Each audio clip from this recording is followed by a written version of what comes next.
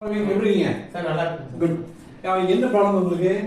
Sir இந்த right shoulder எனக்கு ரொம்ப நாளா ஒரு ஆக்சுவலாக வண்டியில இருந்து கொஞ்சம் கீழே விழுந்தேன் சார். ஓகே. அதுக்கப்புறம் பார்த்தீங்கன்னா லைட்டா பெயின் இருந்த மாதிரி இருந்தது. ஆனால் பட் ஒரு 1 வீக் 10 டேஸா பெருசா நானும் கண்டுக்கல. ஆனா இப்ப பாத்தீங்கன்னா எனக்கு இந்த ஹேண்ட் இவ்வளவுதான் வருது சார். மூவ்மெண்ட் கம்மியா இருக்கு. பிளஸ் இதுக்கு மேல நான் ரைஸ் பண்ணேன்னா எனக்கு இங்க பெயின் வருது சார். ஓகே. இது எவ்வளவு நாள் இருக்கு பிரவீன்? அதான் சார், நான் ரீசெண்டா ஒரு 10-15 டேஸ் முன்னாடி பைக்ல இருந்து லைட்டா கீழே விழுந்தேன். பட் நான் ஒரு ஆர்த்தோ டாக்டர் பக்கத்துலயே இருந்தவரை போய் பார்த்துட்டேன். ஸ்கேன் எடுத்து பார்த்தோம் சும்மா. ஆனா ஒன்றும் இல்லைன்னு சொன்னாங்க. சோ நானும் விட்டுட்டேன். சரி. ஆனா அது ஸ்கேன் அல்லது எக்ஸ்ரேவா? ஒரு எக்ஸ்ரே எடுத்து பார்த்தாரு, எதுவும் இல்லைன்னு. பட் ஆனா எனக்கு ஒரு 10 டேஸ், அதாவது ஒரு 1 வீக் 10 டேஸ்க்கு அப்புறம் பெயின் ஒன்றும் பெருசா இல்லை சார். ஆனா பட் இப்போ என்னன்னா நான் கண்டினியூஸா பைக் ஓட்டிட்டு இருக்கேன்.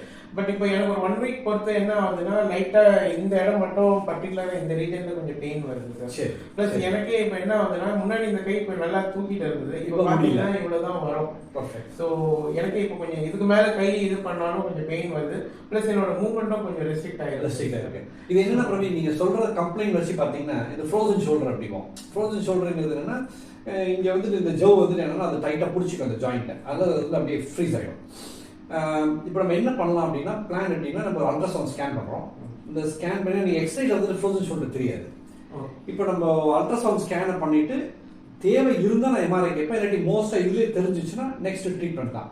நம்ம நினச்ச மாதிரி இது ஃப்ரோசன் ஷோல்டர் இருக்குது அப்படின்னா நம்ம அல்ட்ராசவுண்ட் வச்சுக்கிட்டே அந்த இடத்த நம்ம ஊசி போடணும். அதான் நம்ம ரீஜெனரேட்டிவ் தெரப்பி ப்ரோலோ தெரப்பி அப்படிம்போம். இது நம்ம பிளான் பண்ணிக்கலாம். ஒரு எப்படி நம்ம ஒரு நெக்ஸ்ட் வீக் அந்த மாதிரி பிளான் பண்ணலாமா? That will be good.